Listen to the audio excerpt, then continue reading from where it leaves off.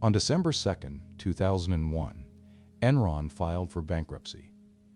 A company once valued above $60 billion had become a courthouse document. The name on the filing was Enron Corporation. The address was Houston, Texas. But the story was much larger than Houston. It moved through trading floors, banks, pension accounts, law offices, congressional hearing rooms, quiet family kitchens where people opened envelopes and learned that the future they had counted on was gone. For years, Enron had been described as one of the most admired companies in America. It was praised as innovative. It was called brilliant. It was treated like a machine that had learned how to make money from the future itself. Enron did not just sell energy. It sold confidence. It sold complexity. It sold the idea that the old rules of business belonged to slower people in slower rooms. At its peak, the company seemed almost untouchable. Its executives spoke with a calm certainty that made doubt feel old-fashioned. Its stock had traded near $90 a share. Its headquarters rose above Houston like a symbol of modern American ambition. Then the story changed.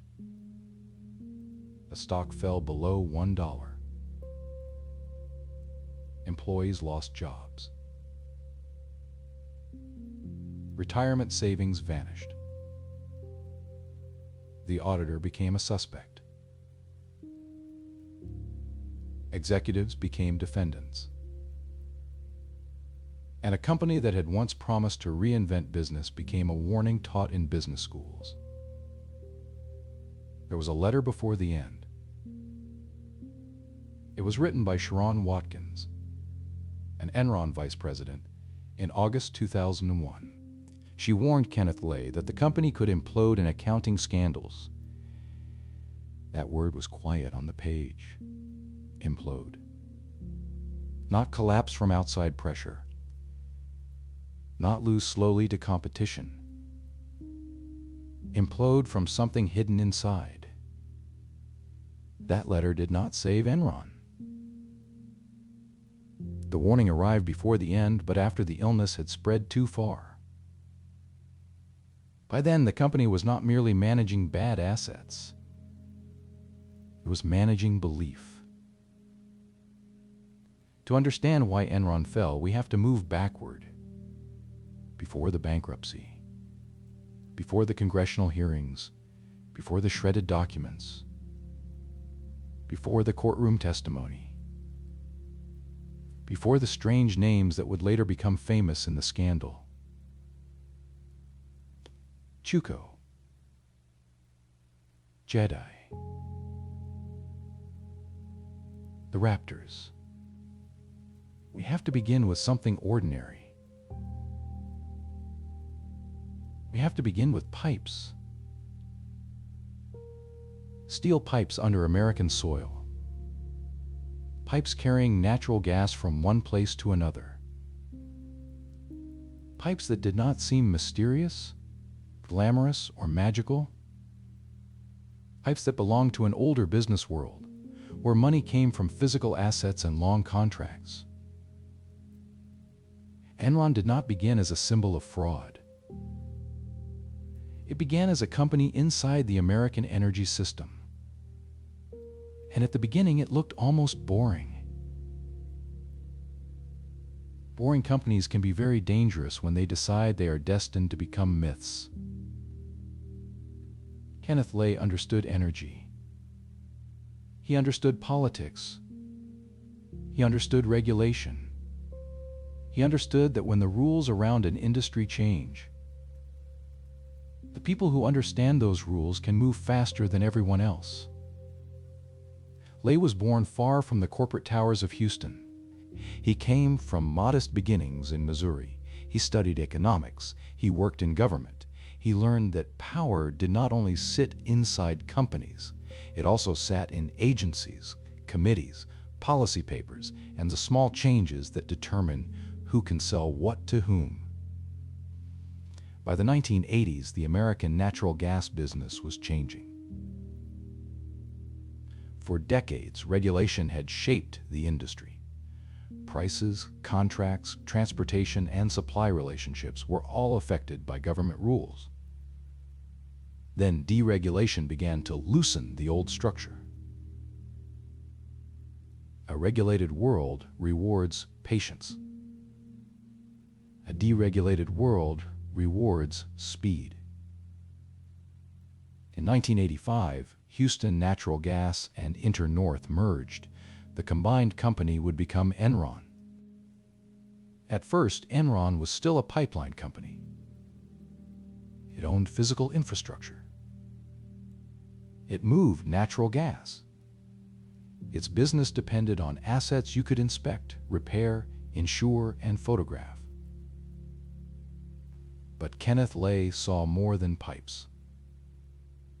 He saw a market forming around those pipes. He saw buyers who needed gas. He saw sellers who needed customers. He saw price uncertainty. He saw a chance for someone to stand between the two sides and make money from the movement. That was the first transformation. Enron could remain a pipeline company, or it could become a market maker. The second idea was more exciting. It was also more dangerous. A pipeline earns money slowly. A market maker can earn money everywhere. It can earn money from buying. It can earn money from selling. It can earn money from risk.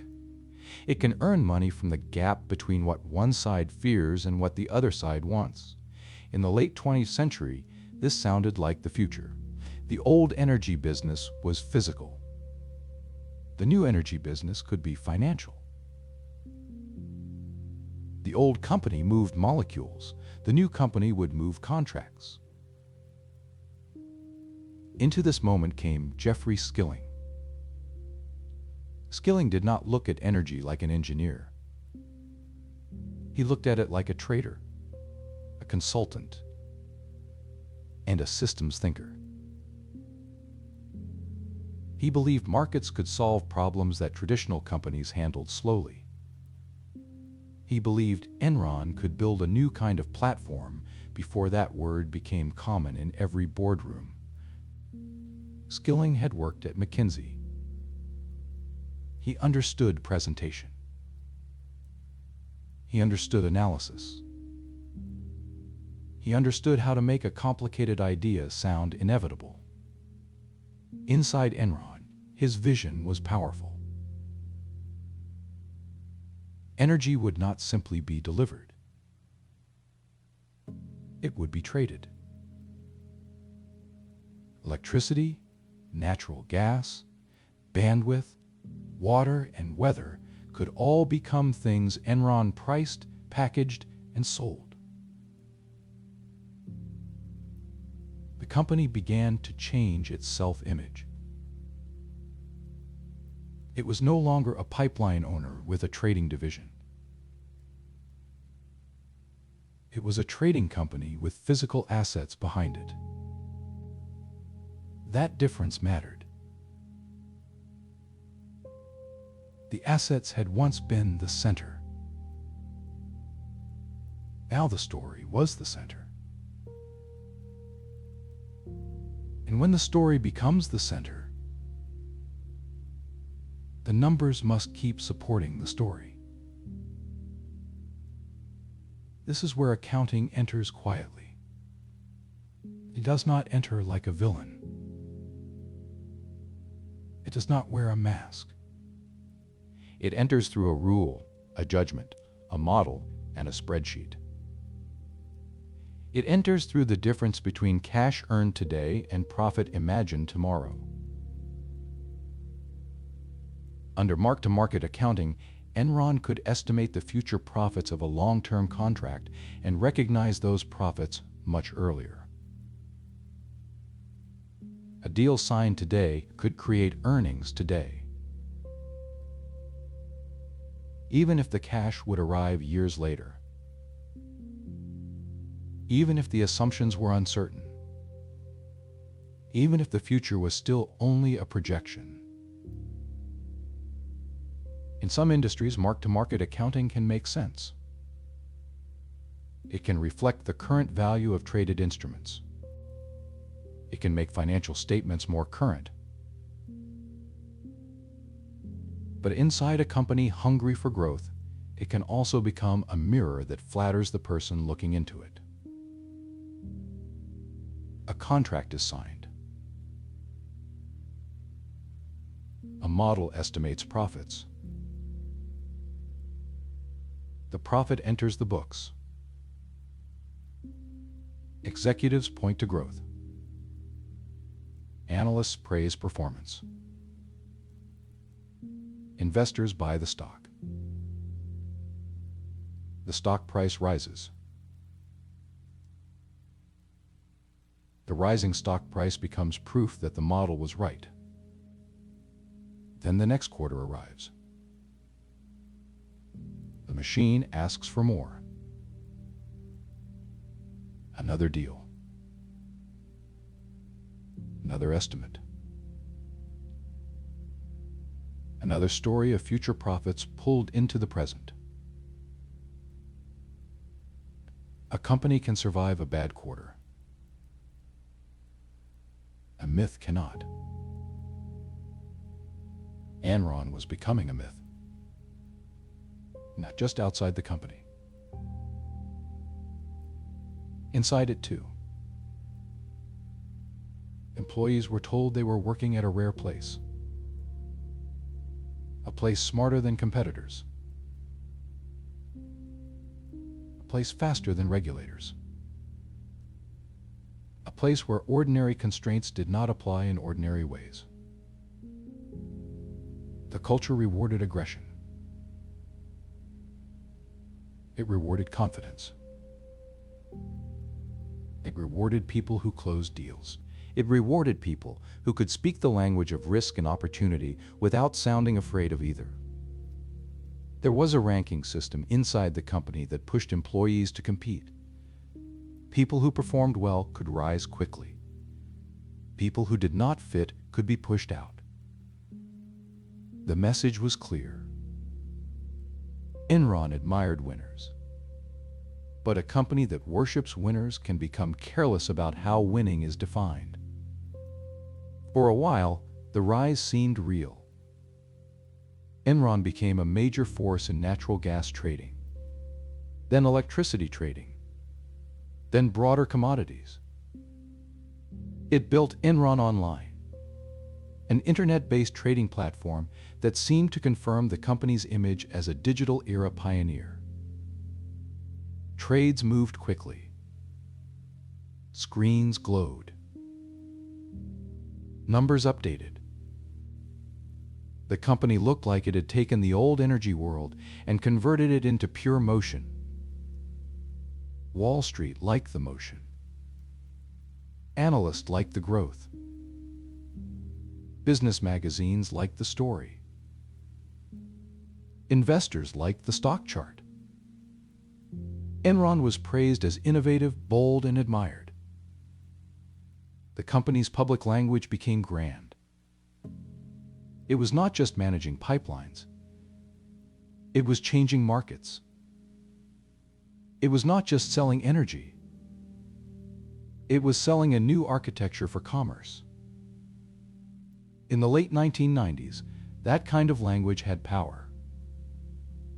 The internet had made many impossible things sound plausible. Capital was looking for the next great machine. Enron knew how to present itself as that machine. But even during the rise, small cracks were forming. Some projects did not perform as promised. Some international ventures struggled. Some assets were worth less than Enron wanted to admit. Some divisions produced stories faster than they produced cash. Cash is harder to flatter than earnings. Cash does not care about presentations. Cash arrives or it does not, and Enron's cash flow often did not match the shining profit story told to the market. This mismatch mattered. Reported earnings told one version of the company. Cash told another. When those versions drift apart, someone eventually asks why. For Enron, the answer became more complicated every year. Complexity can be useful. Large companies are complex because the world is complex. Energy markets are complex. Risk management is complex. International finance is complex. But complexity can also become fog. Inside that fog, Enron built structures that would later become central to the scandal. Special purpose entities, partnerships, vehicles that could hold assets, debt, and risk away from the main company's balance sheet. In theory, such structures could have legitimate uses. They could finance projects. They could manage risk. They could separate certain assets from operating businesses. But at Enron, they became tools in a larger performance. They helped the company appear stronger than it really was. The stage still looked bright, but more of the support beams were hidden offstage. Andrew Fastow became important in this hidden architecture. Fastow was Enron's chief financial officer. He was not the public voice of the company in the same way Kenneth Lay and Jeffrey Skilling were, but he helped design the financial rooms behind the public stage. Those rooms had names that would later sound strange and almost theatrical. Chuco, Jedi, LJM, the Raptors. Each had its own documents. Each had its own purpose. Each helped carry pieces of a larger illusion. Debt could be moved. Losses could be delayed. Risk could be disguised. And sometimes, Enron could do deals with entities connected to its own executives. The conflict was not subtle once people understood it.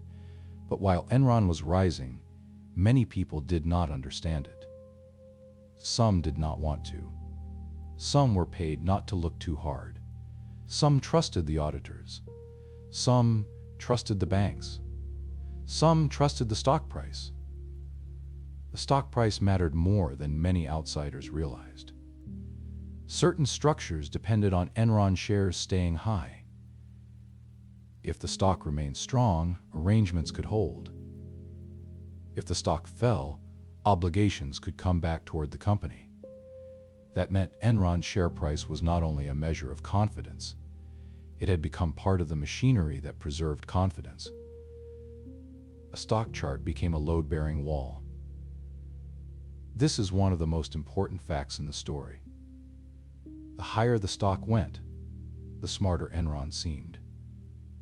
The smarter Enron seemed, the easier it became to explain away concerns. The easier it became to explain away concerns, the longer the structure survived. The longer it survived, the more damage gathered beneath it. This is how a company can become sick while still looking healthy. In public, Enron looked modern. In private, it was increasingly fragile. The fragility was not simple. It was not one stolen dollar in one drawer. It was a system of incentives, assumptions, estimates, promises, and hidden exposures.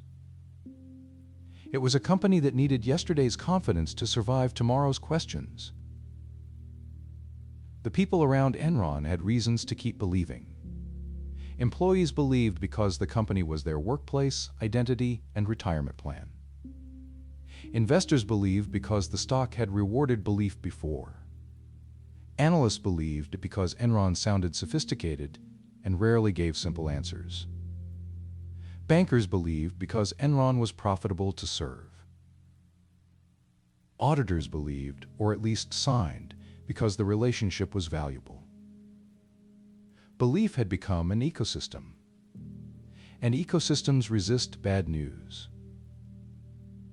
But bad news does not disappear when ignored. It waits. It gathers interest. It becomes heavier, and eventually it asks to be paid. By 2000, Enron's market value had climbed above $60 billion. That number was not just a valuation. It was a public declaration. The market was saying Enron was not ordinary. It was saying the company had earned the right to be difficult to understand. This is a dangerous privilege. When a company is small and confusing, people call it risky. When a company is large and confusing, people may call it visionary. Enron benefited from that confusion. Its financial statements were dense. Its business lines were broad. Its explanations were polished. Its executives were confident. And confidence can become a form of camouflage. Still, some people asked questions. They noticed that Enron reported strong earnings but did not seem to produce matching cash. They noticed that disclosures were difficult to follow. They noticed related party transactions. They noticed that Andrew Fastow's arrangements seemed unusual for a chief financial officer. Bethany McLean, a journalist at Fortune, asked a simple question in 2001. How exactly does Enron make its money? It was the kind of question that sounds basic. But basic questions can be dangerous when a company survives by making basic things seem too complicated to question. The article that followed did not destroy Enron alone. No single article did. But it changed the air. It gave skepticism a place to stand. Inside the company, there were people who understood more. Some knew the structures were dangerous. Some knew the accounting was aggressive. Some knew that the gap between public image and private reality was widening. One of them was Sherron Watkins. In August 2001, Watkins wrote to Kenneth Lay. She warned that Enron might implode in a wave of accounting scandals. She did not write like someone outside throwing stones. She wrote from inside the building. From inside the culture. From inside the machine. Her warning mattered because it showed that the danger was not invisible. Someone had seen it. Someone had written it down. Someone had handed the future to the chairman before the future arrived. But warnings do not save companies by themselves. A warning must be received. It must be believed. It must be acted upon strongly enough to overcome the people who benefit from delay. Delay can feel rational. Delay can sound like caution. Delay can be dressed in legal review, internal process, public relations, and the hope that a little more time will make the problem easier. At Enron, time did not make the problem easier. Time made the structure more unstable. Every day of uncertainty weakened trust.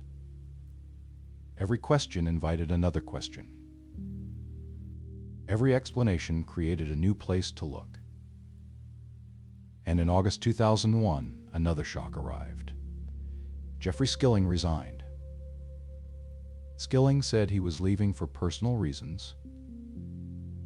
He said he wanted to spend more time with his family. But the timing was unsettling. Skilling had been the voice of Enron's trading future. He had been central to the company's transformation. If he was leaving suddenly, people wondered what he knew.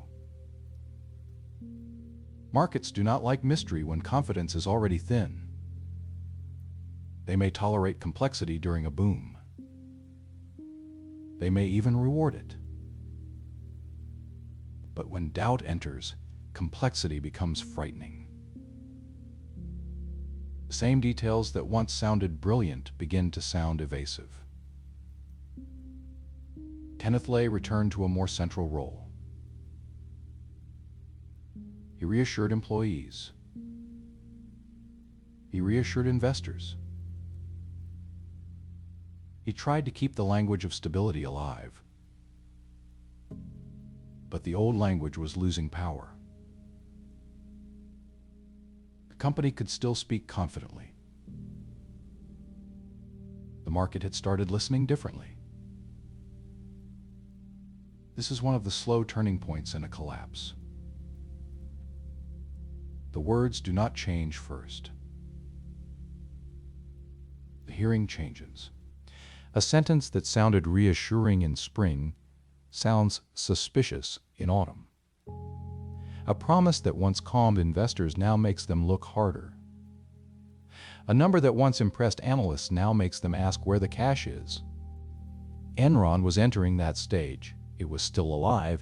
It still had offices, employees, assets, systems, contracts, and lawyers. But the story around the company had begun to reverse. Once reversal begins, companies built on belief face a special danger. Their operations can be damaged by the loss of belief itself. Trading partners demand collateral. Banks become cautious. Credit rating agencies sharpen their questions. Employees hear rumors. Customers hesitate.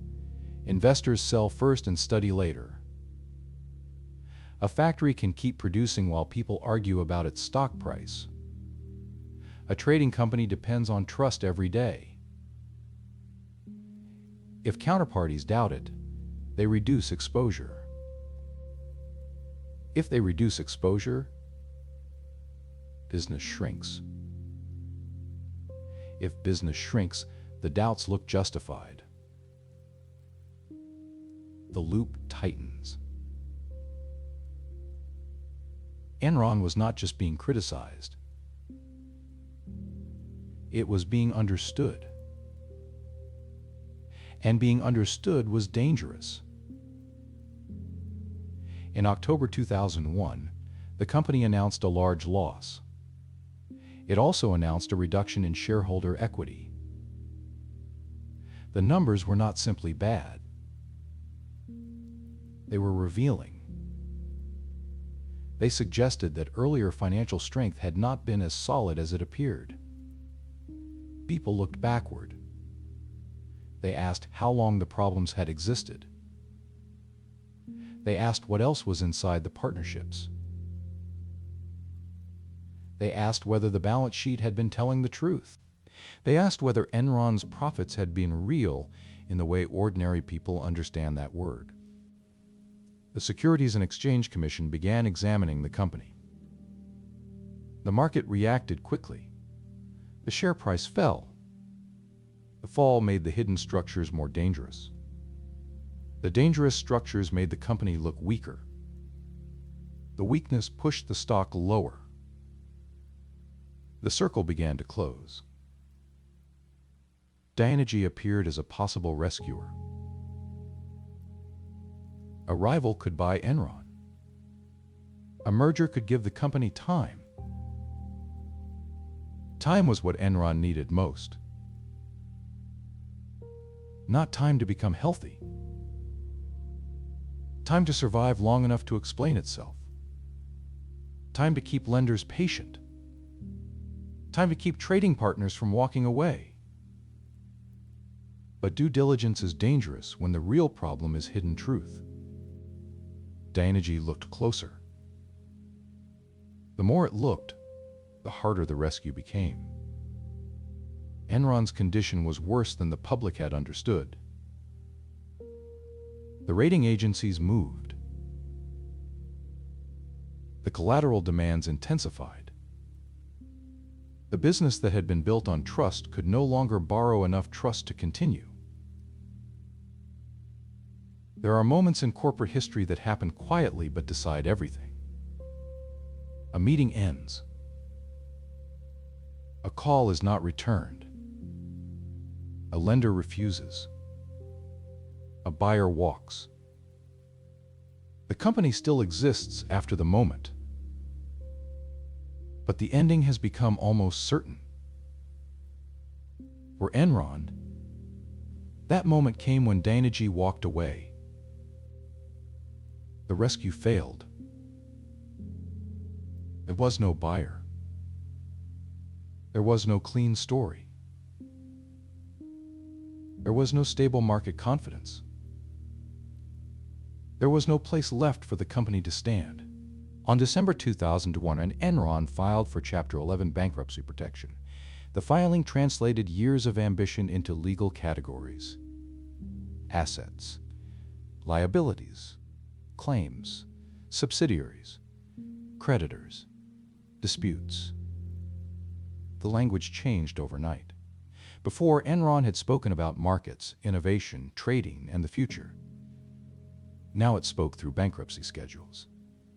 It spoke through lawyers, it spoke through investigators, it spoke through former employees giving interviews with stunned faces. The collapse was one of the largest corporate bankruptcies in American history at that time. But size alone does not explain why Enron mattered. Enron mattered because it seemed to reveal a weakness in the whole system around public companies. The company failed. The auditors failed. The board failed. The analysts failed. The banks failed. The regulators arrived late. The employees paid quickly. The public watched and wondered how many other admired companies were built the same way. That fear spread. If Enron could happen, what else could happen? If audited financial statements could hide that much, what did audited really mean? If executives could speak so calmly while the structure weakened, how should anyone judge confidence again? The scandal damaged trust in American corporate reporting. It became part of the environment that produced the Sarbanes-Oxley Act of 2002. That law changed rules around corporate accountability, auditing, internal controls, and executive certification of financial statements. But laws arrive after damage. They are built from what the previous system failed to prevent. For Enron employees, the collapse was not a case study. It was personal. It was the end of a paycheck. It was the loss of retirement savings. It was the humiliation of telling family members that the company everyone admired had become a scandal. It was the shock of walking into an office that still looked real while the future attached to it had disappeared. Buildings can outlive belief. Desks can remain after a company has morally collapsed. The lights can still turn on. The elevator can still climb. The carpet can still be vacuumed. But something essential has gone. Many employees had held Enron stock in retirement accounts. Some had trusted the company because they lived inside its confidence. They had seen the awards, they had heard the speeches, they had watched the stock rise, they had believed the future was safe because the present looked successful.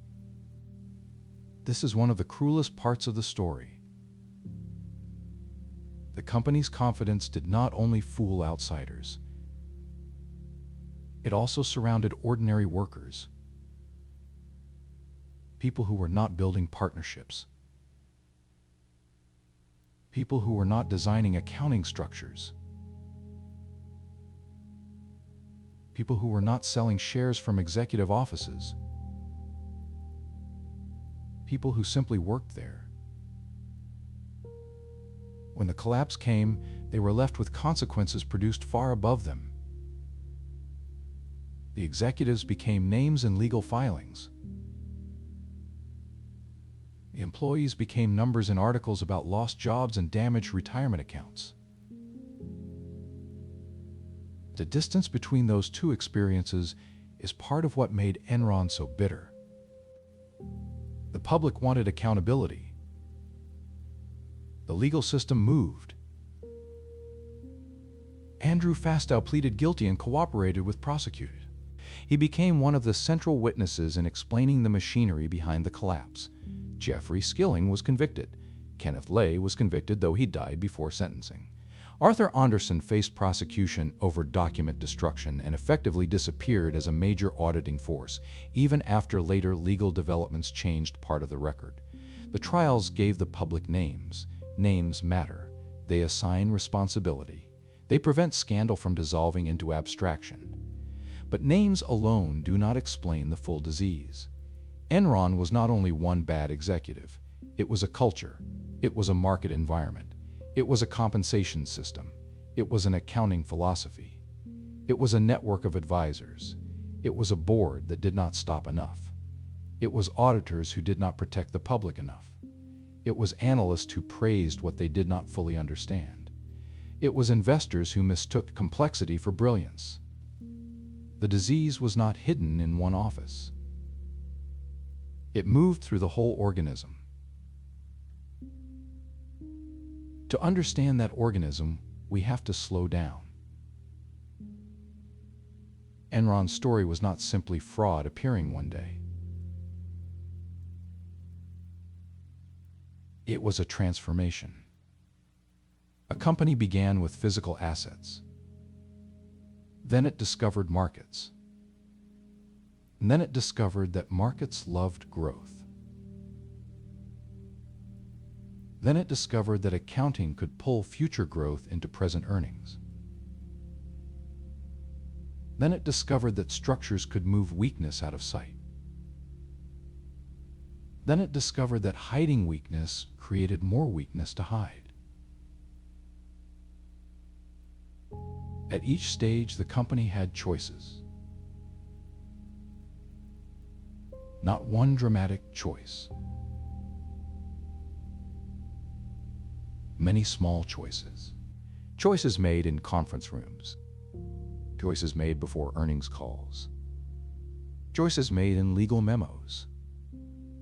Choices made in assumptions inside models.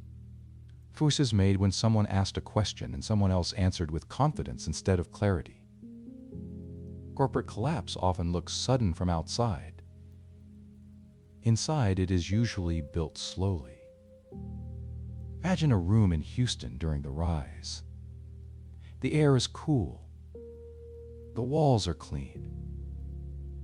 The presentation slides are ready. A chart moves upward. The executives know the market expects growth.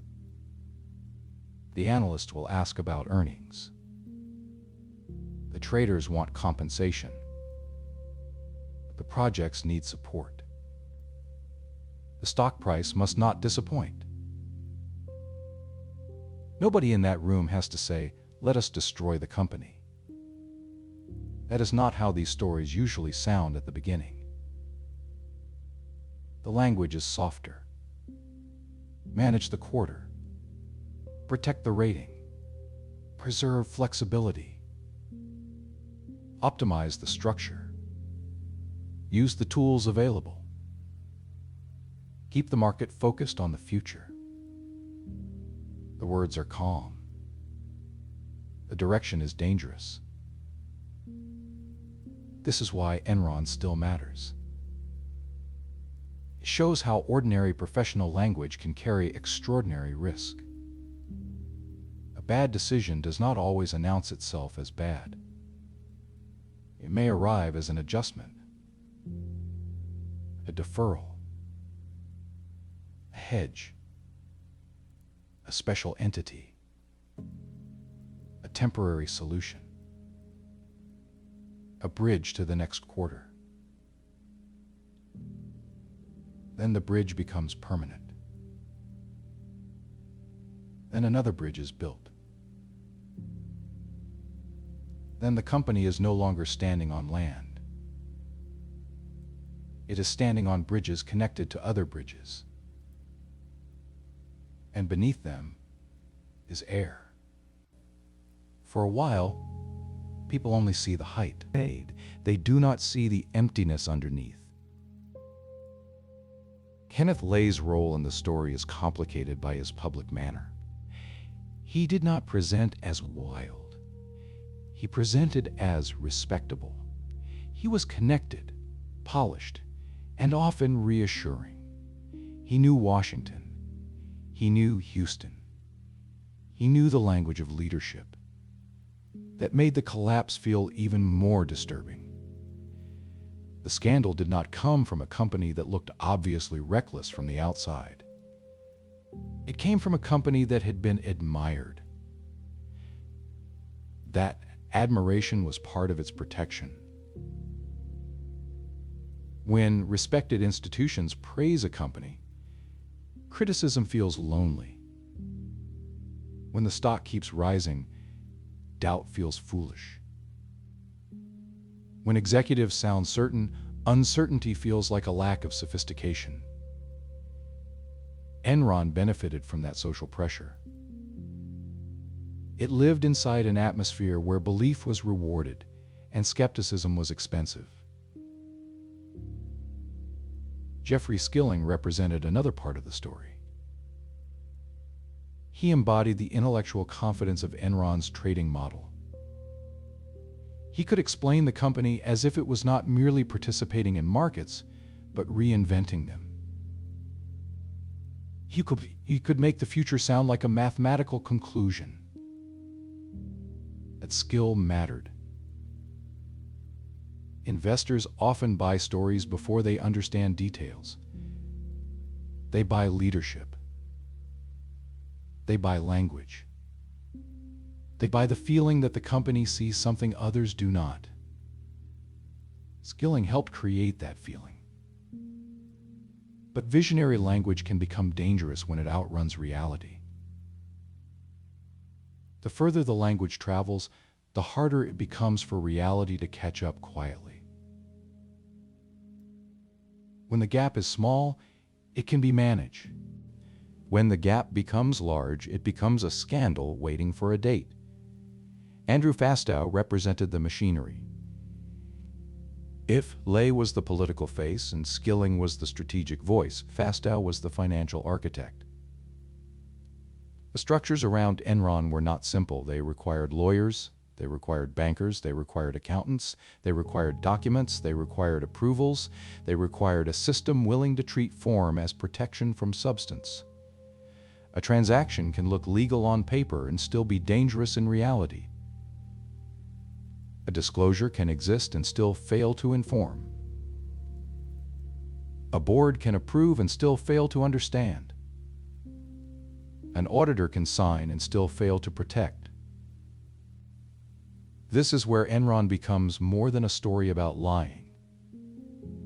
It becomes a story about systems that allow people to say they complied while the truth disappears. The special purpose entities were central to that disappearance. They allowed Enron to move debt and losses away from the main view. They allowed the company to maintain appearances. They allowed a public corporation to tell a cleaner story than the one inside its own risk. But hidden debt is not destroyed debt. Hidden losses are not healed losses. They are still there. They wait for the moment when the hiding place breaks. At Enron, the hiding places were linked to the company's own stock and reputation. When confidence was high, the structures seemed to hold. When confidence fell, they became unstable. This is why the decline became so fast. The fall was not only reputational, it was structural. The company was built in a way that could not endure sustained doubt. Once doubt entered, every part of the system began to pressure every other part. The stock fell, the structures weakened, the ratings agencies worried, the counterparties demanded protection. The rescue buyer hesitated. The stock fell again. That is the sound of a feedback loop, not one failure. A system amplifying its own weakness. For listeners drifting tonight, This may sound technical, but the human shape is simple. A company promised more than it could honestly support. Then it built ways to postpone the cost of that promise. Then the cost returned all at once. The auditors at Arthur Andersen became part of the collapse. Arthur Andersen had once been one of the most respected accounting firms in the world. Its name meant trust.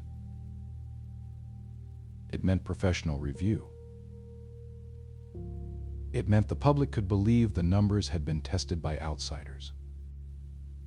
At Enron, that trust failed. The firm had both auditing and consulting relationships. Questions later focused on independence, judgment, and the destruction of documents. When Andersen was convicted over obstruction related to Enron documents, the damage to its business was devastating. Even after the Supreme Court later overturned the conviction, the firm was effectively gone as a major operating auditor.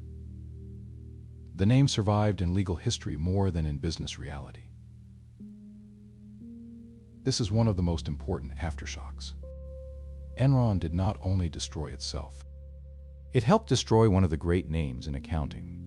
It exposed how fragile professional trust can be. Trust can take decades to build. It can take weeks to lose.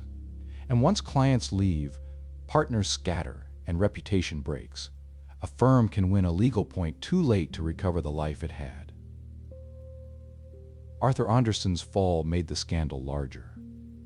It told the public that the problem was not contained inside Enron. The people meant to check the numbers had also failed. That widened the question from one company to the system around companies. Who watches the watchers? That question was not new. But after Enron, it sounded less theoretical. Congress held hearings. Executives testified. Documents were examined. Former employees spoke. Investors asked how a celebrated company could disappear so quickly. The answer was long, technical, and unsatisfying. Because no single explanation was enough. It was accounting. It was culture. It was debt. It was ego. It was deregulation. It was compensation. It was weak oversight. It was conflicts of interest. It was markets rewarding growth faster than they rewarded clarity. When many causes work together, people often search for one. But Enron resists one cause. That is why it remains useful as a warning. The Sarbanes-Oxley Act arrived in 2002. It was meant to restore confidence in corporate reporting. It increased responsibilities for executives. It strengthened oversight of auditors. It imposed new requirements around internal controls and financial certification. The law did not erase fraud from American business. No law can do that. But it changed the environment. It made Enron part of the architecture of future compliance. In a strange way, the failed company continued to shape boardrooms long after it disappeared. Every checklist, every control test, every audit committee meeting, every executive certification. Somewhere in the background, Enron is still there. But the deeper lesson is not only legal, it is psychological. Enron shows how people can be drawn into a collective belief system. Not because they are all stupid, not because they are all evil, but because incentives, status, money, and social proof all point in the same direction. If the market rewards the story gains power. If the story gains power, people defend it. If people defend it, questions become threats. If questions become threats, truth becomes hostile. And when truth becomes hostile, a company has already begun to rot.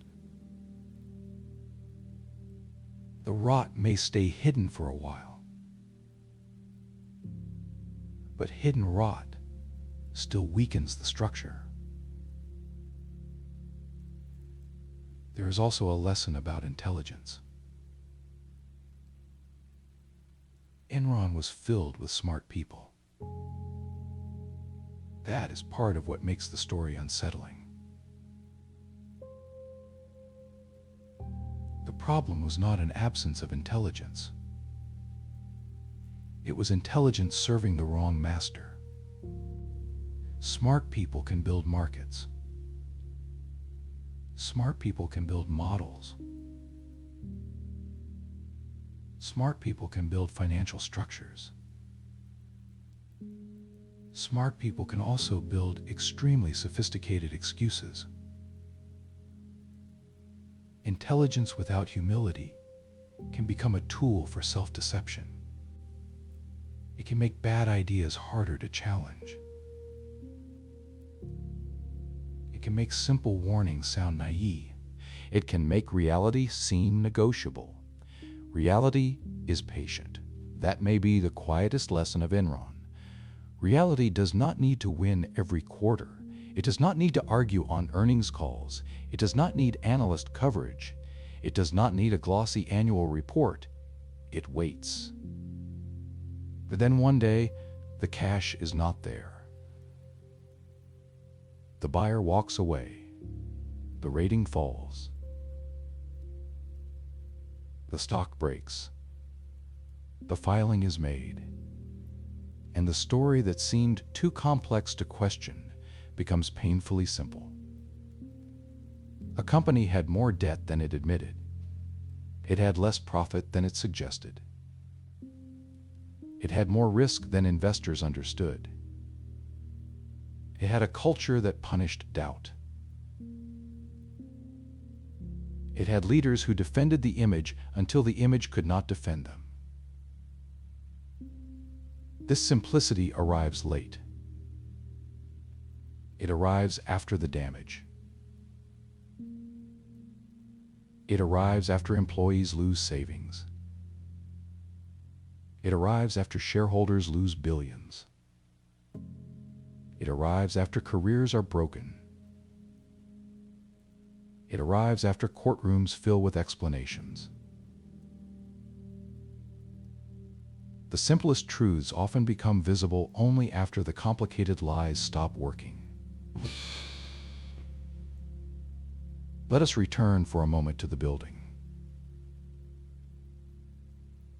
Imagine the Enron headquarters in Houston before the end. Glass, steel, bright lobbies, badges at security desks, people carrying coffee, elevators rising, conference rooms booked, telephones ringing, screens glowing. Nothing about the building announces catastrophe. That is important. Collapse does not always look like collapse from the inside. Often it looks like another busy day. Same hallways. Same calendars. The same meetings. The same language. The same belief that tomorrow will resemble yesterday. Then one day, the future stops cooperating.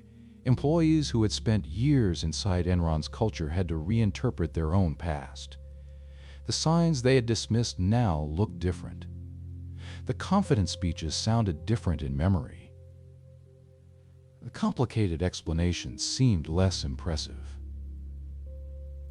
The awards felt strange. The stock chart became a warning instead of a promise.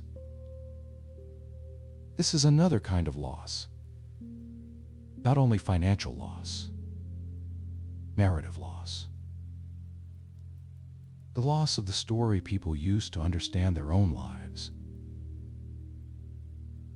When a company collapses, people do not only lose money, they lose the meaning attached to years of effort. They lose the pride of association. They lose the belief that they were building something solid. For former Enron employees, that loss could not be fixed by later articles or case studies. The world learned a lesson. They lived the bill. That difference matters. It is easy to say Enron became a warning. It is harder to remember that warnings are made from people's lives. The legal cases moved through courts. The bankruptcy process continued. Assets were sold. Claims were handled. Records were preserved. Books were written. Documentaries were made. Classrooms studied the scandal. The company became a chapter in the history of corporate failure. But before it was history, it was a workplace. There were people who arrived early. People who ate lunch near their desks. People who trusted their supervisors. People who bought the stock because they believed in the company. People who told friends they worked at Enron with pride. People who had no idea their employer would become a synonym for fraud. That is the human center of the story, not the cleverness of the accounting, not the drama of the trial, not even the size of the bankruptcy. The center is trust. Trust given, trust used, trust broken. Corporate trust is strange. It feels abstract until it fails. Most people do not read financial statements deeply. They rely on systems. They rely on auditors. They rely on regulators. They rely on boards. They rely on journalists. They rely on the idea that if a company is large, listed, admired, and audited, it cannot be hiding something too large to survive. Enron damaged that assumption. It reminded people that institutions can become sleepy. Auditors can become close. Boards can become passive. Analysts can become impressed. Executives can become insulated. And investors can become enchanted by growth. A market is not only numbers, it is also trust moving through people. When that trust breaks, the damage spreads beyond one balance sheet. At Enron, people looked at other companies differently. They looked at earnings differently. They looked at debt differently. They looked at auditors differently. They looked at complex disclosures with more suspicion. This suspicion was not always precise, but it was understandable. A system that had allowed Enron to rise had also allowed Enron to fall violently. The public had seen the polished surface crack open. Inside, there had been machinery most people never understood. The scandal changed the emotional texture of American business. It made admiration more cautious, and yet memory fades. Every era finds new words for old temptations. In one era, the word is energy trading. In another, it is disruption. In another, it is platform. In another, it is artificial intelligence. In another, it is crypto. The nouns change. The pattern can remain. A company becomes a story. The story becomes a valuation. The valuation becomes proof. The proof becomes permission. Then someone asks to see the cash. And the room becomes quiet. That is why Enron is not only a story from 2001. It is a recurring shape. It appears whenever complexity is treated as genius before it is understood. It appears whenever growth is rewarded more than durability. It appears whenever executives become celebrities inside their own companies. It appears whenever skepticism is treated as disloyalty. It appears whenever the future is booked as profit before the future has arrived. The details change. The human weakness does not. Enron's name survives because it is short, sharp, and heavy. It carries a whole cautionary tale in 5 letters. Say the name, and people think of cooked books. They think of shredded documents. They think of lost pensions. They think of executives. They think of a company praised until it suddenly could not be defended. Thus the name also hides the slow beginning. It hides the pipelines. It hides the deregulation. It hides the early ambition. It hides the ordinary decisions that became extraordinary failure. That is why slowing the story down matters. If we only remember the explosion, we missed the construction of the bomb. If we only remember the villains, we missed the system that welcomed them. If we only remember the bankruptcy date, we missed the years of belief that made the bankruptcy possible. The end was sudden. The making of the end was not. So the story winds down now. The trading screens are dark. The old speeches are archived. The corporate posters are gone. The court transcripts remain. The legislation remains. The lessons remain, although not always strongly enough. Enron began with energy moving through pipes. Then it became energy moving through markets. Then it became earnings moving through models. Then it became risk moving through hidden structures. Then it became a file in bankruptcy court. There is a quiet order to that decline. Physical reality became financial story. Financial story became public belief. Public belief became pressure. Pressure became distortion. Distortion became collapse. For tonight, there is no trading floor left to watch. No earnings target to meet. No analyst call to prepare. No stock ticker to refresh. No executive speech to decode. No partnership name to remember. Only the shape of the story remains. Company tried to become the future. It became a warning instead. And perhaps that is the gentlest way to leave it. Not with anger, not with noise, but with the recognition that even the loudest corporate myths eventually become quiet records.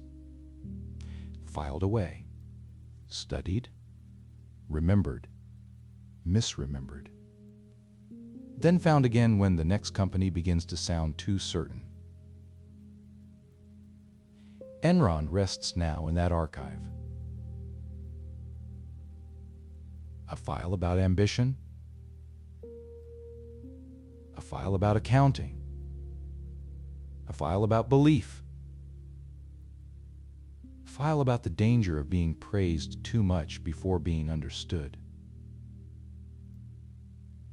The lights in the tower are no longer the lights of Enron. The people have moved on. The market has moved on. The rules have changed. The memory remains. And in the stillness after the collapse, the lesson becomes simple enough to whisper. If a company cannot explain how it makes money, listen carefully. If the future is being counted as profit today, listen carefully. If everyone in the room is rewarded for believing, listen carefully. If doubt is treated as weakness, listen carefully. Because collapse usually begins before the public sees it. It begins in the gap between what is true and what must be believed. At Enron, that gap became wide enough to swallow the company. And after it was over, the world was left with a file. A collapse file. Quiet now. Closed on paper. Still open as a warning. The morning of the bankruptcy did not arrive like a storm for everyone. For many people, it arrived through routine. Coffee was made. Cars entered highways. Office lights came on. Computer screens loaded the same way they had loaded before. The ordinary world continued around an extraordinary failure. This is how financial disaster often enters daily life. Not with thunder, with an email, a headline, a meeting invite, a rumor in a hallway, a sudden silence from someone who usually answers quickly. The distance between corporate language and human consequence can be very large. A phrase like liquidity crisis sounds clean. A phrase like restructuring sounds controlled. A phrase like shareholder value sounds abstract. But behind those phrases are rent payments, college savings, medical bills, marriages, retirements, and plans that depended on promises being real. Enron's collapse taught that language can soften reality without changing it. A company can call a problem temporary. It can call debt financing. It can call risk management.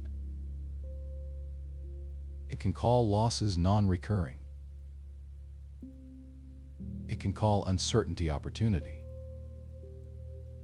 But the underlying condition remains. Words can delay recognition.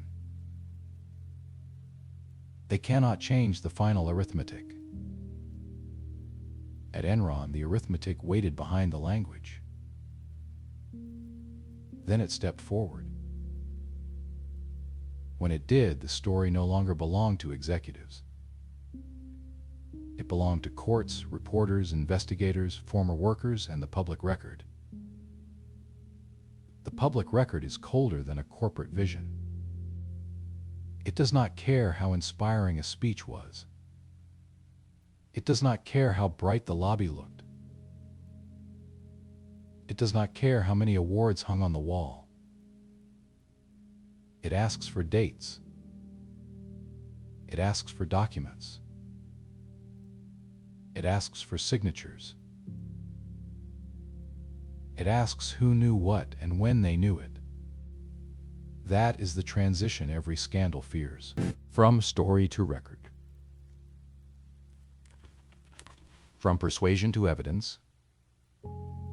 From confidence to chronology. From myth to file.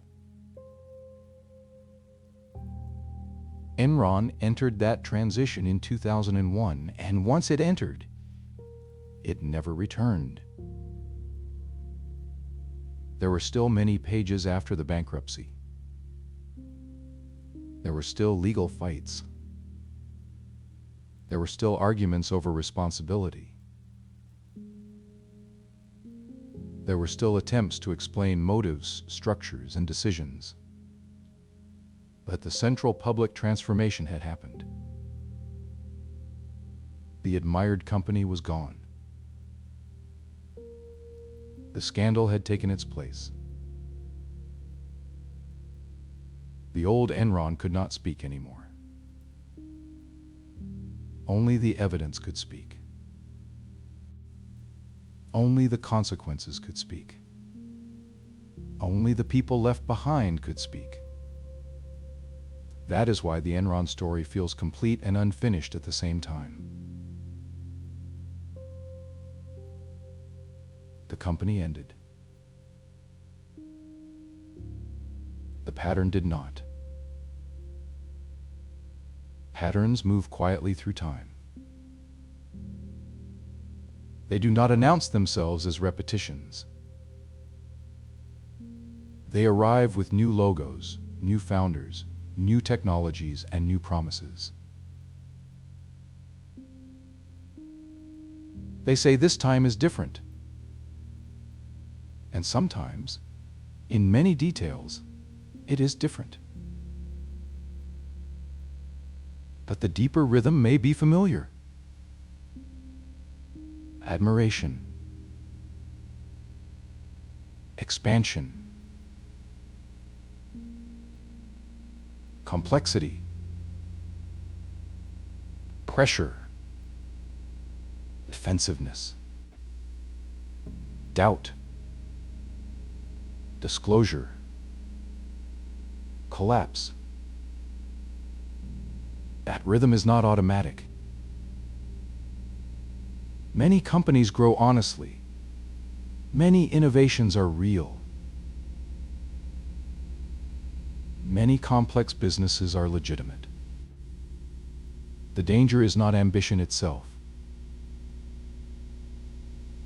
The danger is when ambition becomes allergic to truth. Enron became allergic to truth.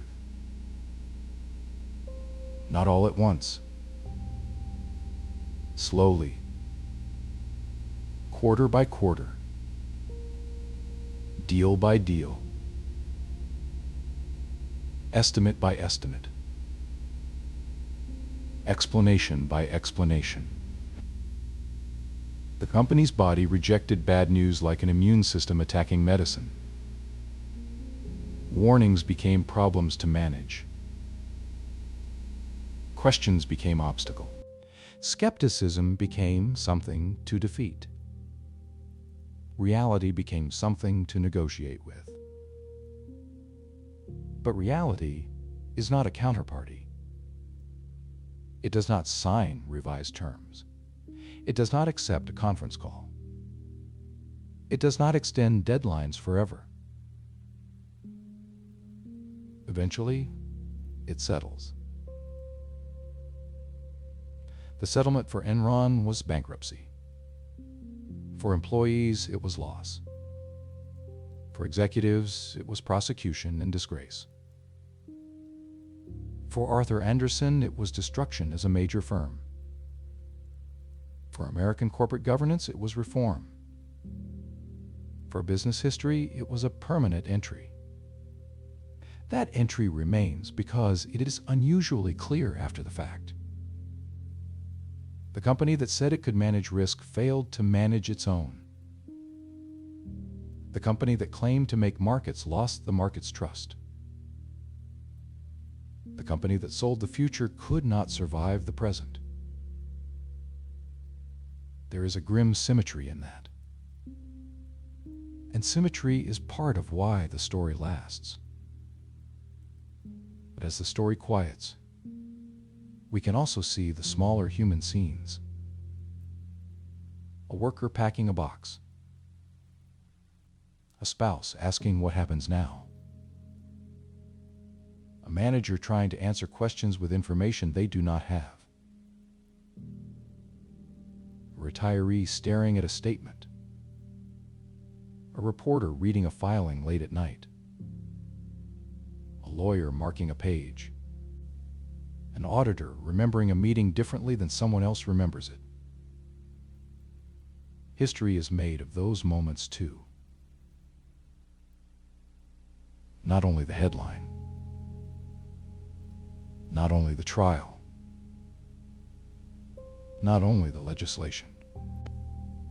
The collapse moved through thousands of private rooms. Each room had its own version of the same realization. The company was not what people thought it was. That realization is heavy. It changes memory.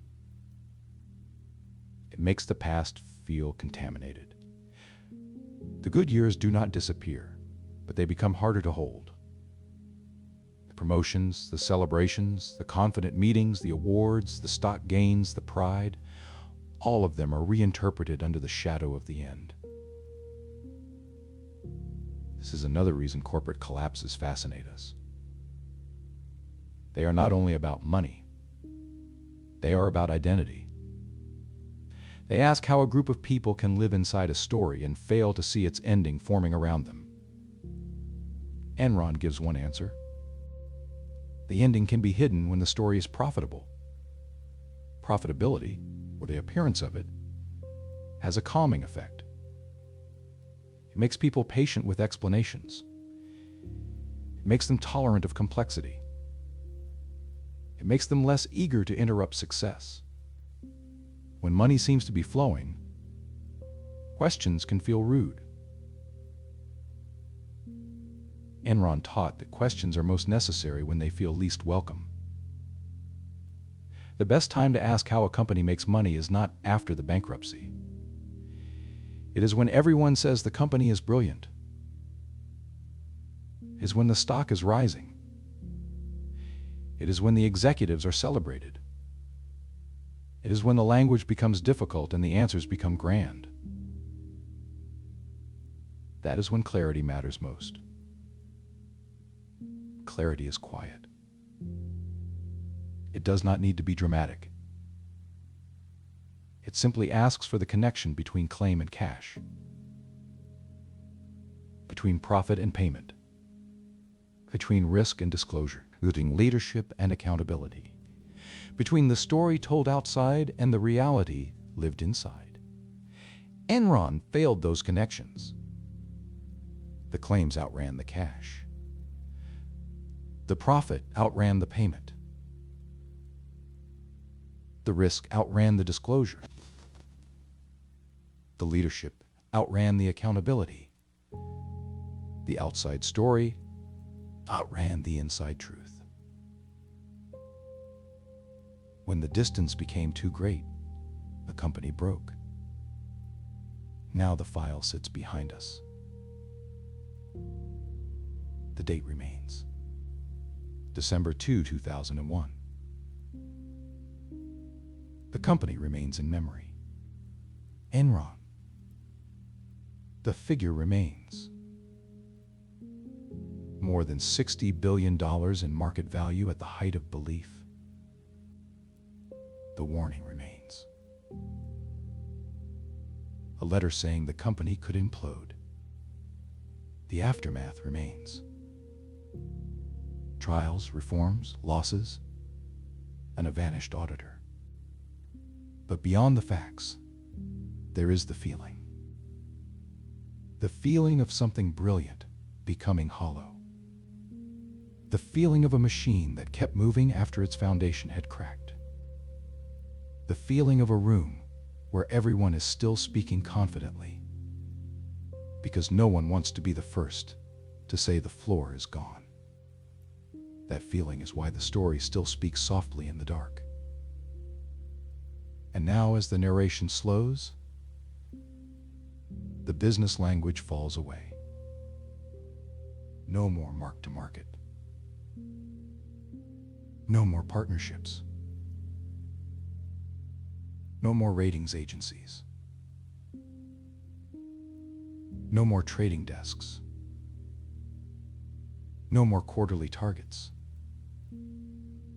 No more hurried calls. Only a simple image remains. A tower in Houston. A company name that once meant ambition. A stock chart that once seemed to climb by its own laws. A letter that came before the end. A courtroom file that came after it. Between the letter and the file sits the truth of Enron. The warning was there. The belief was stronger. That is enough for tonight. The file can close. The lights can dim. The trading floor can stay silent. The old numbers can stop moving. The company that tried to turn everything into a market has finally become still. And in that stillness, the lesson remains. Not loud, not dramatic, just steady. A business can be admired by everyone and still be fragile. A company can grow quickly and still be hollow. A leader can sound certain and still be wrong. A number can be printed and still be misleading. A future can be promised and still never arrive. Enron promised a future. What it left behind was a warning. And warnings, unlike stock prices, can keep their value for a very long time. Long before the name became a scandal, Enron belonged to a broader American story. It was the story of deregulation. It was the story of markets replacing older structures. It was the story of executives discovering that a rule change can be as valuable as a new invention. In energy, rules shape everything. They shape who may sell. They shape who may transport.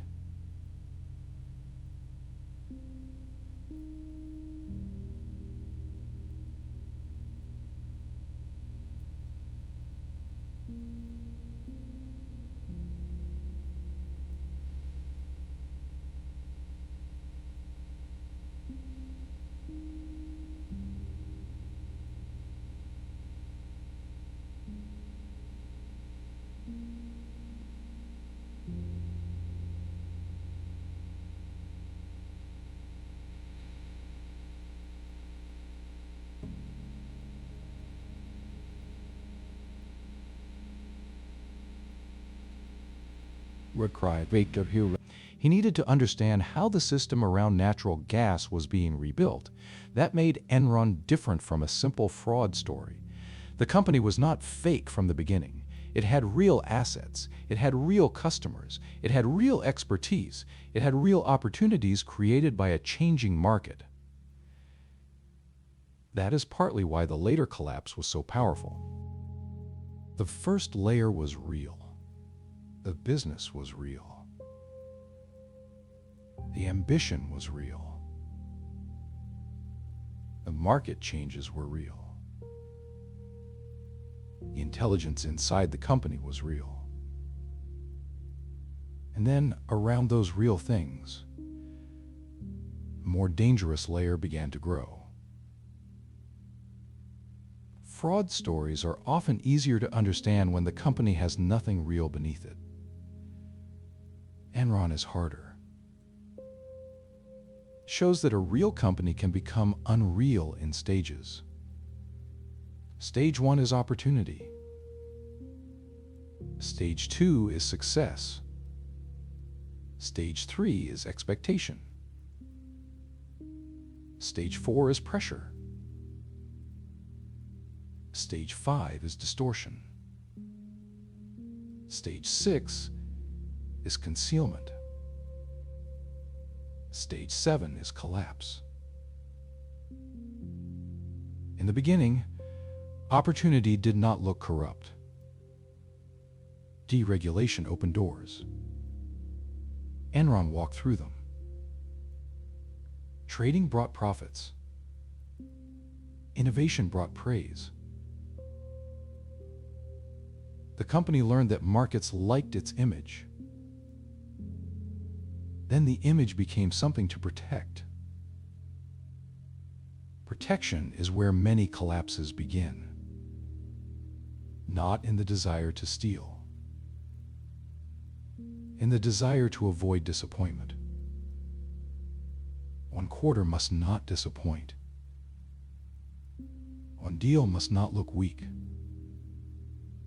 One project must not be written down. One executive must not admit that the forecast was too optimistic. One presentation must not show that cash is lagging behind earnings. From inside, each act may seem survivable: a temporary bridge, a timing issue, a technical treatment, a structure that buys room. But the bridges begin to connect. Soon, the company is moving from bridge to bridge and calling it solid ground. Enron built many bridges. Some were legal forms, some were accounting assumptions, some were cultural habits, some were public stories. The cultural habits were especially important. A company's culture is not only slogans on a wall. It is what people learn not to say. It is the questions that get rewarded. It is the questions that end careers. It is the tone in meetings when someone asks for caution. It is the silence after a junior person says something senior people do not want to hear. At Enron, confidence had status. Aggression had status. Deal-making had status. Being skeptical could make a person seem slow. That matters because fraud does not need everyone to participate. It only needs enough people to participate and enough others to remain quiet. Silence has many causes. Some people are afraid. Some are confused. Some are loyal. Some are busy. Some assume someone else has checked. Some think the problem is above their pay grade. Some think the auditors know. Some think the board knows. Some think the lawyers know. Some think that if the company were truly in danger, someone more important would already have acted. This assumption is comforting. It is also dangerous. Systems fail partly because everyone imagines the system is working somewhere else. Enron was surrounded by systems. A board, auditors, banks, lawyers, analysts, regulators, credit agencies, media, markets. Yet the company still reached bankruptcy. That does not mean every person in every system was corrupt. It means systems can be fragmented. Each group sees part of the picture. Each group has incentives. Each group may rely on another group. Each group may decide that uncertainty is not proof. And while everyone waits for proof, the company keeps moving. Proof often arrives late. At Enron, proof arrived when trust had already begun to collapse. By then, the market did not want explanation. It wanted distance. Distance is what creditors seek when fear spreads. They reduce exposure. They demand collateral. They protect themselves. Each act may be rational for that creditor. Together, they can kill a fragile company quickly. This is one reason Enron fell so fast near the end. The company was not a grocery store that could keep selling bread while people debated accounting. It was a trading company. Its life depended on counterparties believing it would still exist tomorrow. Once that belief weakened, the business model itself weakened. Trust was not decorative. Trust was operational. It was as necessary as electricity on the trading floor. Without it, Enron could not function. And trust, once questioned, is difficult to refinance. A bank can extend a loan. A buyer can propose a merger. A lawyer can draft language.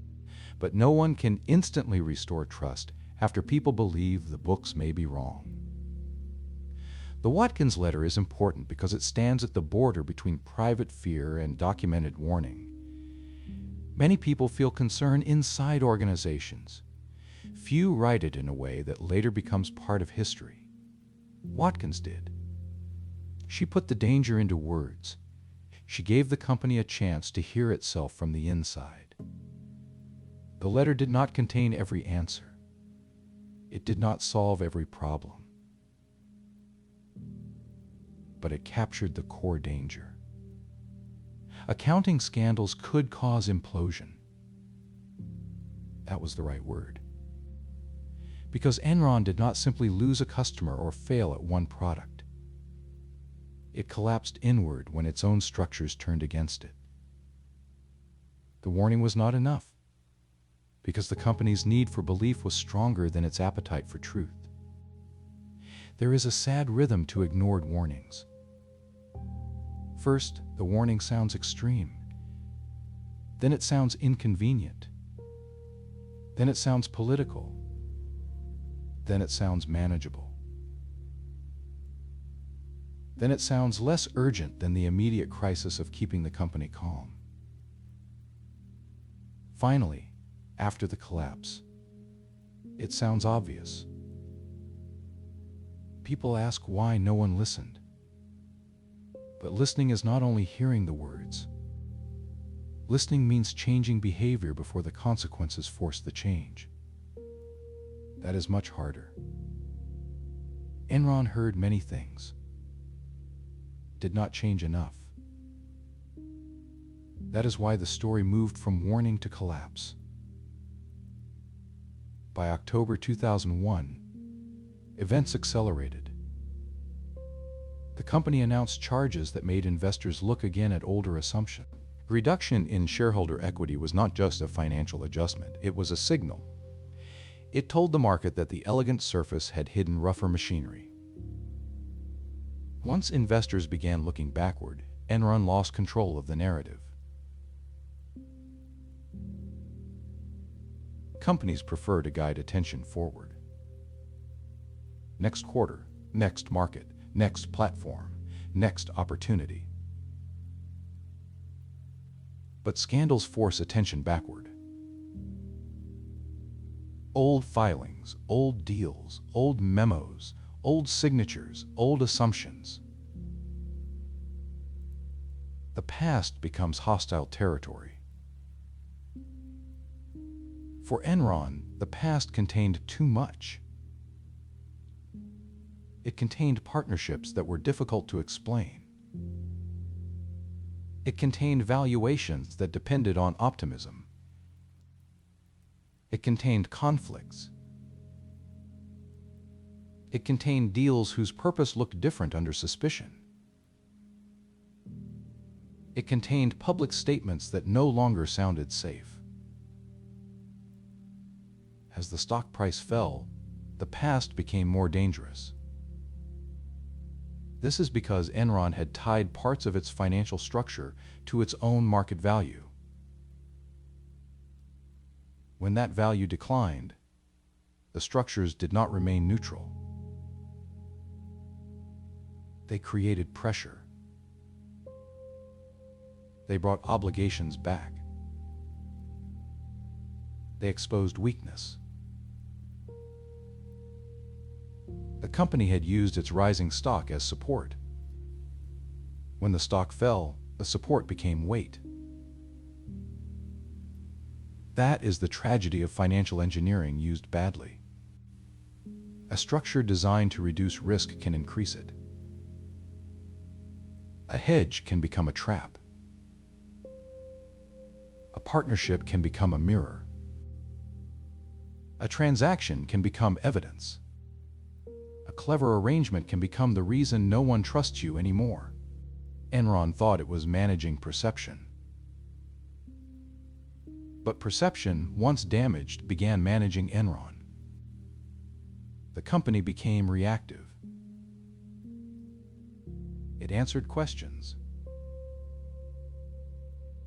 It sought rescue. It tried to preserve ratings. It watched the stock. It waited for decisions from outside parties.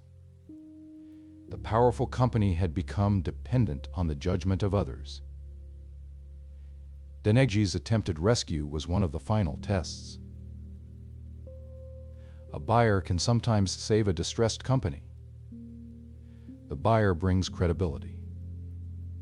The buyer brings balance sheet strength. The buyer gives counterparties a reason to wait. But the buyer must believe that the target's problems are knowable. The deepest problem at Enron was not simply that things were bad. It was that people no longer knew how bad they were. Unknown badness is harder to buy than visible badness. A buyer can price losses. It cannot easily price a collapsing truth. When Deregulation walked away, it told the market that the uncertainty was too large. After that, the ending moved quickly. Chapter 11 is sometimes described as protection. That word can sound gentle. Bankruptcy protection. But for Enron, it was also public admission. The company could no longer meet the world as it had presented itself. It needed the shelter of court. The market story was over. The legal story had begun. The filing did not immediately answer every question. Bankruptcy rarely does. It organizes failure. It does not make failure simple. Creditors still dispute. Assets still need valuation. Contracts still need treatment. Employees still need answers. Investigators still need documents. The courthouse becomes the place where a corporate myth is slowly sorted into claims. This sorting is slow. It does not match the speed of the collapse. The stock may fall in days. The legal aftermath can last for years. The emotional aftermath can last longer. People who lost savings do not recover trust on a court schedule. People who lose careers do not measure harm only in dollars. Communities that watched a major employer fail do not forget quickly. Houston carried the memory. Wall Street carried the lesson. Washington carried the pressure. Business schools carried the case study. Former employees carried the wound. A collapse can end in law before it ends in memory. The story of Arthur Andersen shows this clearly. The firm's legal battle had its own timeline, but its business reality changed faster. Clients do not wait for years when reputation is in doubt. Partners leave. Engagements move. Recruiting suffers. The brand becomes dangerous. The institution hollows out. By the time later legal developments arrived, Andersen's old life was already gone. This is similar to Enron itself. Reputation does not always wait for final judgment. It moves when trust moves, and trust had moved away. Both Enron and Andersen show that in professional life, survival depends not only on legality, it depends on credibility. Credibility is built slowly. It is damaged quickly. It is restored rarely. That is why the Enron scandal had such force. It damaged credibility across multiple layers of business at once. Executives, auditors, boards, analysts, disclosures, complex finance, corporate praise. All of them looked less reliable afterward. The public did not become expert in special purpose entities overnight, but it understood enough. It understood that something had been hidden. It understood that insiders had done better than ordinary workers. It understood that professional signatures had not protected people. It understood that admiration had been misplaced. Sometimes public understanding does not need every technical detail. It needs the moral shape. Enron's moral shape was clear. The moral shape was not simply that greed exists. Everyone knows greed exists. The sharper lesson was that greed can wear professional clothing. It can speak calmly. It can use footnotes. It can hire famous advisors. It can appear in respected magazines. It can operate from expensive offices. It can describe itself as innovation. That is what made Enron modern. It was not a crude theft from a cash drawer. It was a sophisticated distortion of corporate reality. The theft, where it occurred, was wrapped in complexity. The harm was wrapped in language.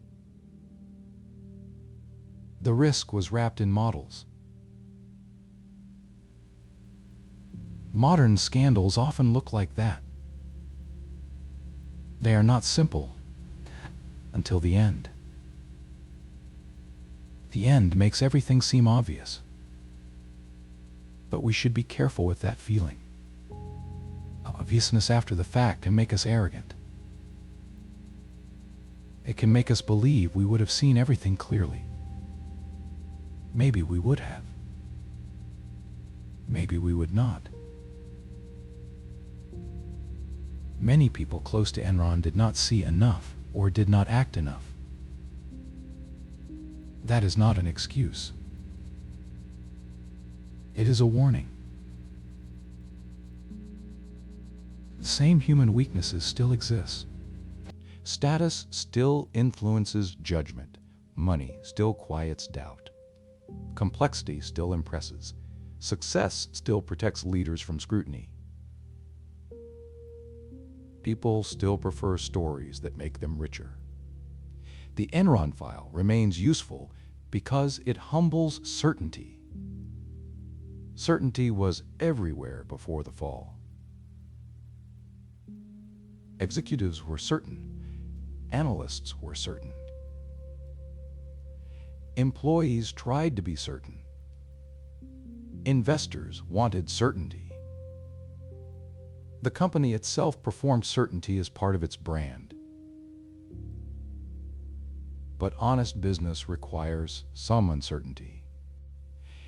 It requires leaders who can say, "We may be wrong." It requires boards that can say, "Explain it again." It requires auditors who can say, "No." It requires analysts who can say, "I do not understand this." It requires investors who can say, "A rising stock is not an answer." These are simple sentences. In a culture of overconfidence, they can be very hard to say.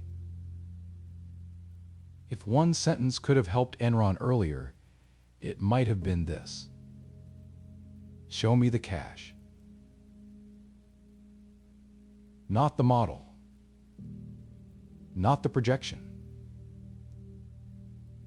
Not the adjusted metric. Not the future value. Not the story. Show me the cash. Cash would not have explained everything, but it would have forced a different conversation. It would have brought attention back from the imagined future to the measurable present. And Enron's present was weaker than its future story. This is why business collapses make such strong sleep documentaries. Not because they are calming in themselves, but because, when told slowly, they reveal a pattern.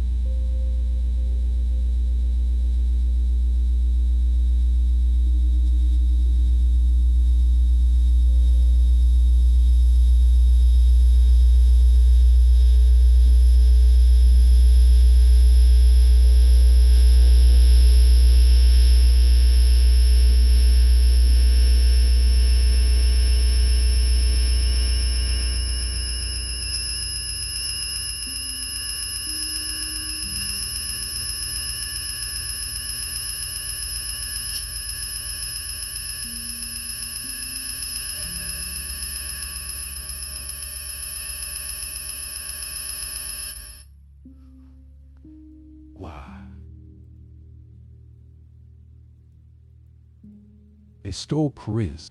They show denial working for a while. They show reality returning. There is a strange order inside the disorder. The listener can drift because the story has already ended. The danger is over. The file is closed.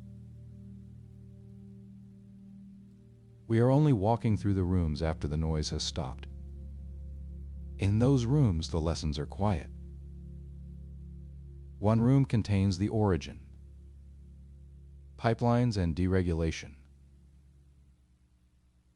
A man who understood policy, a company built from a merger, an industry changing shape. Another room contains the rise, trading screens, admired company lists, online platforms. Analysts praise the feeling of being ahead of history. Another room contains the machinery, accounting estimates, partnerships, related party transactions, debt moving out of sight, risk disguised as structure. Another room contains the warning, a letter, a resignation, questions from journalists, cash flow concerns, the first visible cracks. Another room contains the fall, charges, investigations, Deregulation, ratings pressure, bankruptcy. Another room contains the aftermath, trials,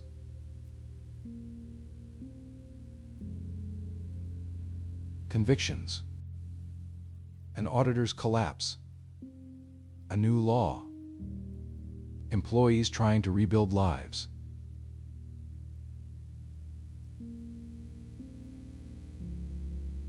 And then there is the final room, the quiet one,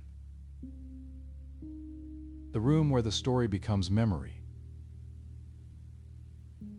In that room, there are no executives speaking,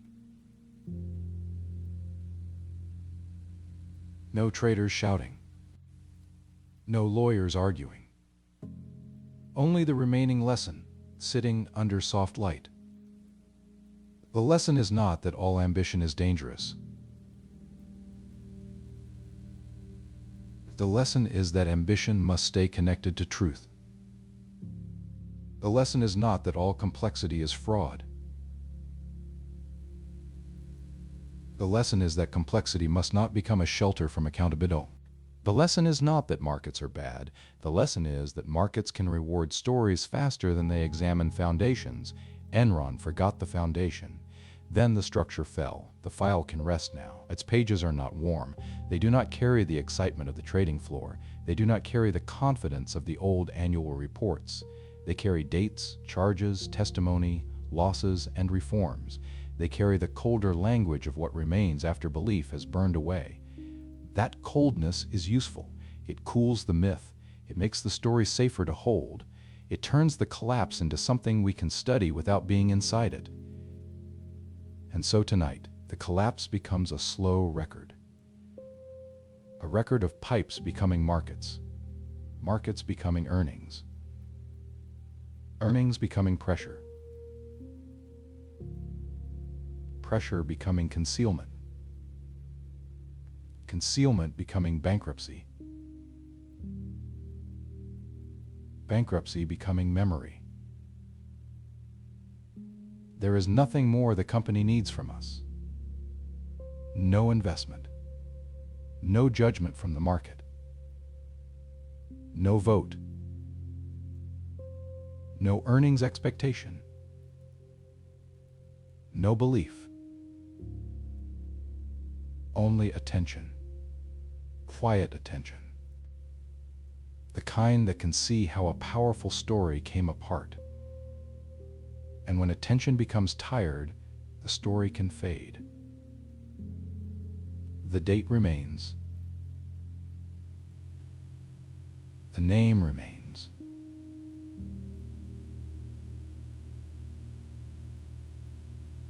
The warning remains. But the room grows darker. The file closes again. Enron is still there in the archive. Not alive. Not trading. Not promising the future. Only waiting as a reminder that even the brightest corporate tower can cast a very long shadow. In the years after Enron, people often wanted the scandal to become a finished lesson. A finished lesson is comforting.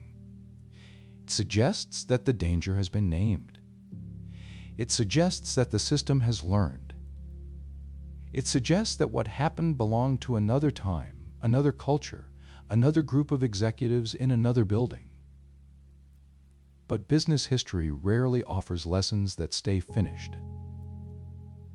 The same pressures return in new clothing. The same temptations appear under new names. It's the same need to impress investors moves from one decade to the next. This is why the Enron file should not be treated as old paper. It is more like a mirror stored in an archive.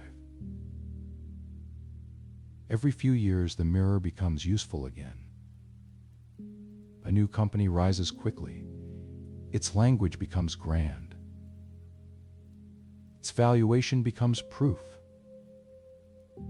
Its critics are told they do not understand the future. Its numbers become difficult to explain simply. Then the old mirror waits. It does not accuse. It reflects. Enron's reflection is uncomfortable because it shows how prestige can weaken judgment. When a company is praised, people lower their guard. When famous institutions are involved, people assume somebody has checked. When auditors sign, people relax. When analysts recommend, people feel supported. When executives appear on stages and in magazines, people mistake visibility for verification. Visibility is not verification. A company can be seen everywhere and still not be understood. Enron was visible. Its executives were visible. Its language was visible. Its stock performance was visible. But the essential risks were not visible enough. They were buried in structures that required patience to untangle and courage to challenge. Patience is scarce when money is moving fast.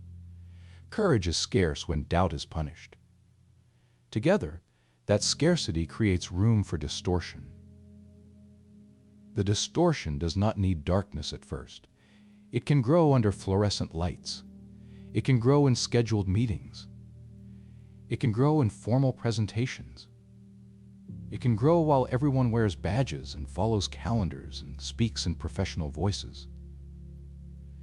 That is why the story feels calm and frightening at the same time. Nothing about the setting needed to look criminal. There were offices. There were memos. There were accountants. There were lawyers. There were signatures. There were procedures. There were reviews. But procedure can become a ritual if judgment disappears. A signature can become decoration. A disclosure can become concealment through overload. A board meeting can become theater. A risk committee can become a place where risk is described rather than stopped. Enron reminds us that form and substance can separate. When they do, collapse may already be underway. Think again of the phrase, "the smartest guys in the room." It became attached to Enron because it captured both admiration and accusation.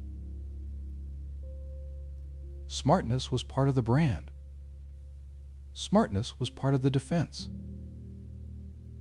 Smartness made the company attractive. Smartness also made it dangerous when it became pride. There is a difference between being smart and being wise. Smartness can build a model. Wisdom asks what the model leaves out. Smartness can close a deal. Wisdom asks what happens if the assumptions fail. Smartness can explain complexity. Wisdom asks whether complexity is necessary. Enron had a great deal of smartness. It did not have enough wisdom. Wisdom would have respected cash. Wisdom would have respected doubt. Wisdom would have slowed the need to meet every expectation.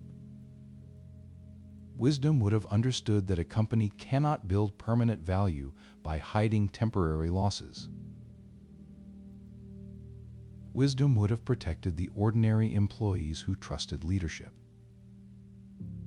Wisdom would have treated warnings as gifts instead of threats. But wisdom often feels slow inside a fast company. It asks for restraint when the market rewards expansion. It asks for humility when success rewards confidence. It asks for explanation when complexity rewards authority. It asks for patience when quarterly pressure rewards speed. So wisdom loses meetings until reality gives it the final word. The final word at Enron was not elegant. It was bankruptcy. The glamorous language ended in an administrative process. The future-oriented company ended in claims against the estate. The trading empire ended in schedules. The celebrated culture ended in testimony. The confident executives ended in courtrooms. That movement from glamour to paperwork is one of the quiet patterns of collapse. Every myth eventually meets documentation. Every promise eventually meets accounting. Every empire eventually meets inventory. For Enron, the inventory was painful. Assets had to be valued. Claims had to be ranked. Losses had to be absorbed. Responsibility had to be argued. The company that once seemed to float above ordinary business became subject to the slow gravity of legal procedure. Gravity is another word that fits Enron. For years, the company seemed to escape it. It rose through admiration. It rose through complexity. It rose through aggressive accounting. It rose through confidence. But gravity did not vanish. It only waited. The higher the story rose above supportable truth, the harder the fall became. This is true in markets. It is also true in human life. The gap between image and reality can grow for a while. It can even be rewarded. But a gap is not a foundation. A gap is empty space. Enron built too much over empty space. And yet the story should not end only with condemnation. Condemnation is easy. Understanding is more useful. To understand Enron is to see how incentives arrange behavior, how praise protects leaders, how complexity discourages questions, how compensation can turn caution into an obstacle, how professional systems can fail without everyone inside them understanding the whole failure. Understanding does not excuse. It clarifies. It shows where prevention must happen earlier, before the letter, before the resignation, before the investigation, before the emergency merger, before the bankruptcy filing. Prevention must happen when the company is still admired. That is the hard part. It is hard because success creates noise. The noise of applause. The noise of rising stock. The noise of promotions. The noise of deal announcements. The noise of confident interviews. The noise of market validation. Inside that noise, quiet concerns are easy to miss. A cash flow question, a disclosure question, an accounting question, a culture question, a question about whether employees are afraid to disagree, a question about whether the board truly understands the business. Those quiet questions may matter more than the loud praise. Enron teaches that. As the night deepens, the details can soften. Kenneth Lay, Jeffrey Skilling, Andrew Fastow, Sherron Watkins, Arthur Andersen, Deregulation, the Securities and Exchange Commission. Chapter 11, Sarbanes-Oxley. These names and institutions form the frame, but the deeper image is simpler. A company stood between reality and belief. For a long time, belief won. Then reality returned. Reality did not return in anger. It returned as numbers. It returned as collateral demands. It returned as a failed rescue. It returned as a filing date. It returned as a stock price below $1. It returned as employees packing boxes. That quiet return is what makes the story final. No speech could reverse it. No award could soften it. No past praise could rescue it. No clever phrase could make the cash appear. The company had reached the place where language no longer worked. And when language no longer works, the truth feels sudden. But it was not sudden. It had been there all along, waiting behind the sentences. The Enron file is therefore a story about sentences too. Sentences that promised. Sentences that reassured. Sentences that obscured. Sentences that warned. Sentences that testified. Sentences that sentenced. Sentences that later taught. A company lives partly through language. Contracts are language. Reports are language. Emails are language. Presentations are language. Earnings calls are language. Warnings are language. Bankruptcy filings are language. At Enron, language first built confidence. Then it hid danger. Then it failed to contain the truth. Finally, it preserved the record. Tonight, that record becomes a slower kind of language. Not a courtroom argument, not a business school case, not a headline, just a calm telling of how one company moved from admiration to collapse. And now the telling can come to rest. The first file in the series is heavy. It had to be. Enron is the doorway into modern corporate collapse because it contains so many later patterns.